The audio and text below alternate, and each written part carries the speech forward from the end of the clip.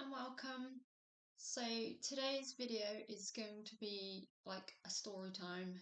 I'm going to tell you the story about what happened to me years ago in a Welsh Georgian hotel that was pretty haunted. It's probably one of the most scariest things that's ever happened to me. Um, this was during a time when I was having my spiritual awakening.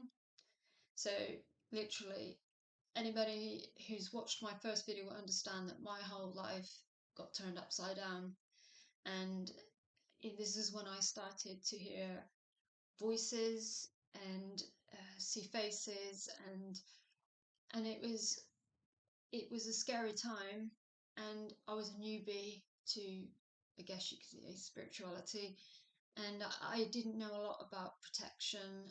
I knew the Billy Basics, and the truth is, I guess I was naive. I didn't necessarily take it as seriously as I should. I forget to protect myself. And yeah, when you're suddenly open and you're going off to these haunted locations, and stuff stuff may happen to you, and it certainly did for me. So yeah, I'm gonna get straight to it. So me and my family, so this was a good 10 years ago, we went off on holiday to Wales, and I was really looking forward to this trip. And by the way, not Wales where I live, Wales. Um, so yeah, it was a really big hotel, like really old. And I remember we went to check in, and we went upstairs, and this is like out of a horror film, but it really was. It was like a horror film where you look down a really long corridor and you see your room, and you're like, oh my God, like I had this horrible, ominous feeling as we came up the stairs. We turned the corner and we're like, where's our room? And so you guessed it, right at the bottom was our room. And I remember, like, just it felt like the longest corridor, and I looked at that room, and I knew that something wasn't right. I didn't really want that to be my room. So as we went in and like dumped our stuff, my husband was still my husband was still getting stuff from the car, so it was just me and my two children. And I tell you now, I remember looking at the bathroom, the doorway, and thinking, oh God, I don't like that bathroom. And I was just sort of mooching in, trying to settle us in. And my daughter, and she was quite young at the time, she she looked at the bathroom as well, and she said, not sure about this. So that really set me off a bit. Like, she's picking up in it too, but I didn't say anything. I didn't want to scare her. Anyway, that night we went out, we had a meal and some drinks, and we came back, and I slept okay. Um, Now, in the morning, because I'm not really a breakfast person, my husband will normally, when we go away, he'll take the children down quite early to grab breakfast, and I will just like get an extra half hour. And so I was in the room on my own, and I woke up, and like I said, they were at breakfast.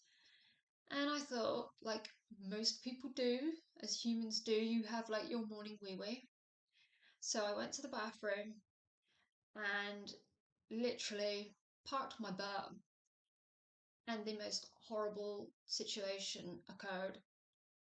All of a sudden, and I knew it was Mel, and I knew it was incredibly negative, it was evil, it, it got me. I was having a full-blown psychic attack, and I remember the feeling of being absolutely helpless. I was petrified beyond belief, and it had me all. And I don't know how long I was out for. There was no time, and I wasn't in my body now, or my consciousness wasn't in my body now. It wasn't the void like I've explained in a previous video where I had this weird near-death experience. This was different. It was I was just so it was almost like I was half in my body, half not in my body. It was trying to take me out and attack me. And the strangest thing about it was there were snapshots where for a split second I was in my mum's bathroom. Now, I really thought I was in my mum's bathroom. I was looking at it and I was confused. Why am I looking at my mum's bathroom? I believe, I believe in retrospect that it's a bit like when something really bad happens to you, you think of like the next person, the biggest direct link you have, and obviously that's your husband, your mum, your dad. And I guess I was like, help, mum, help me. And I think that was part of me that was actually remote viewing, looking for my mum, in her house, just wandering around looking for her, and I just happened to be in her bathroom, and yeah, that was weird. So anyway, um, I had to I had to do everything in my power to get this asshole off me, and finally he let me go. And oh my days, I bolted out of that room. Now it was either a crucifix, a little metal crucifix that I had that was part of a pendant, or it was a crystal. I can't quite remember, but I grabbed it and I was holding it towards this entity, and I was hyperventilating with tears. I was so scared, and I was shouting at it because I knew it was in the bathroom doorway looking at me. I knew he was there, and I was just holding this in my hand and reciting the Lord's Prayer over and over again, going, get away from me. I mean, I was literally beside myself, and all I could think to do was jump into bed and call my clairvoyant friend. Now, this was quite early, and she picked up straight away, so she must have realised something was up because I don't call it. I wouldn't dream of calling that early. And she picked up straight away, and she could, like, what the hell? What's wrong? She could hear what state I was in. And I told her what was happening. I said, please help me. Like, I don't know what to do. And she said, give me a minute. She said, I need to tune in. I need to find out what's going on. And she picked up on this chap. She said, I from memory, I think she said he was a soldier, and he he lived in that area. He did not like women, and he's out to hurt you. He doesn't like you, and you need to get out of there. And you know, it, she was even able, and I kid you not, she was even able to, because she must have been remote viewing, she could see the layout of the hotel room we were in, and she was able to pick pieces out. So, she was really looking in at what was happening. And she suggested I change rooms, and she said you need to protect yourself. I can't stress that enough. And you've just got to try and get through it. So anyway, not long after that, my husband came up with the children, and I took him outside because I didn't want the kids to hear, and I was in a right old state. They must have seen that I'd been crying. And I said to my husband, oh my God, the worst thing has just happened to me. Now, as said in previous videos, my husband is a complete non-believer. Um, and there's pretty much nothing now that I can say that doesn't probably there's nothing that probably doesn't shock him anymore. Whatever comes out of my mouth, he probably does think I'm a loon. But he was surprisingly really, really supportive. He calmed me down, and I said, "You've got to believe me. This is just the most horrific thing. I don't know what to do. I don't think I can stay here." Now, the thing is, I'll be honest, I didn't have the balls to go to the desk and say, can you make me change rooms? Sorry, could I change rooms? I think they were fully booked anyway, so it was like I had to go and bear it.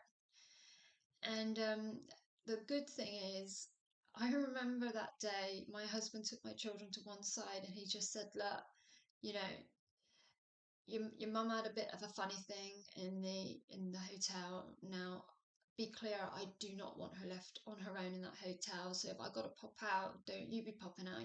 You do not leave her in there. And I thought that was really nice. So the thing is, we were getting ready to go out that day. So I had no choice but to shower.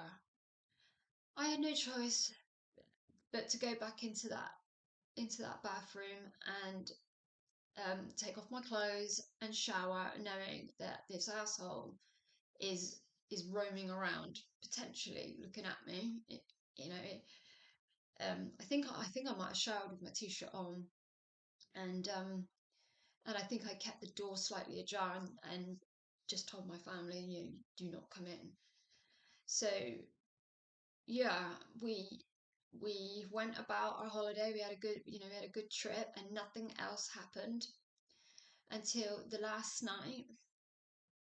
And this was actually a more positive thing.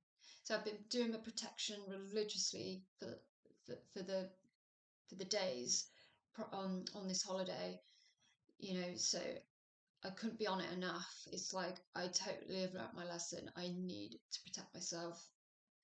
And on the last night, me and my husband were lying in bed. It was really dark, pitch black. Like, because this hotel was in quite a rural area, so it was dark.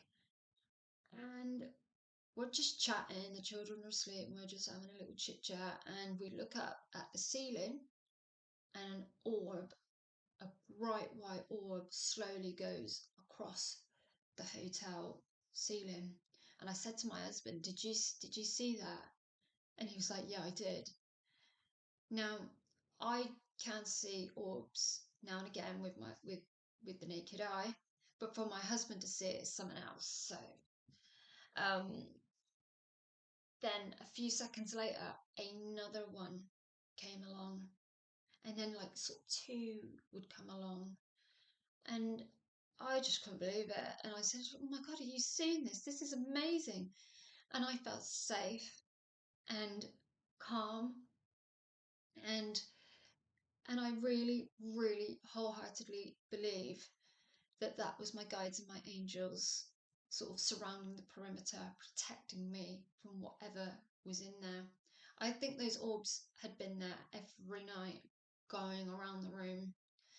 But I'm going to be really honest, because the point of these videos is to be honest and transparent.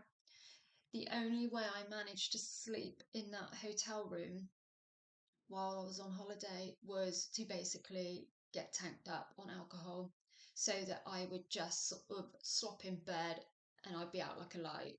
Now, I'm not talking paralytic, but you know, a few glasses of wine and a couple of lagers to make sure that I would have a good sleep. It was the only thing I could think to do. But on the last night, because I knew I'd be going home in the morning and I wanted to be fresh for the trip home, um, I didn't drink. I didn't drink much. And then that's why I believe I was aware enough to view them.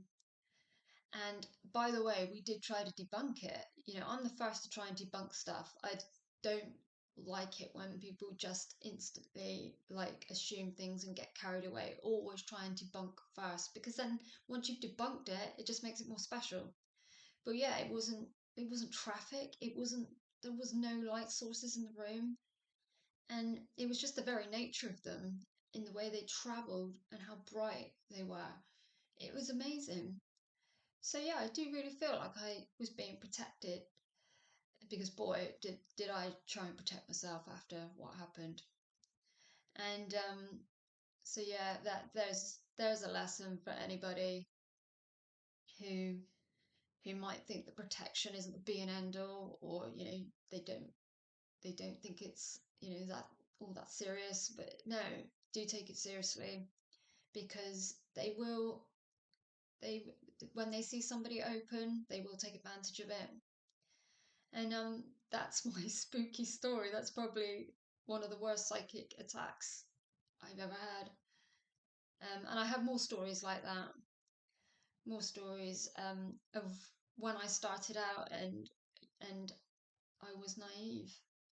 Okay, so anyway, if you want to ask a question or leave a comment, feel free. But as always, please be kind, and I'll see you again soon. Cheers. Bye.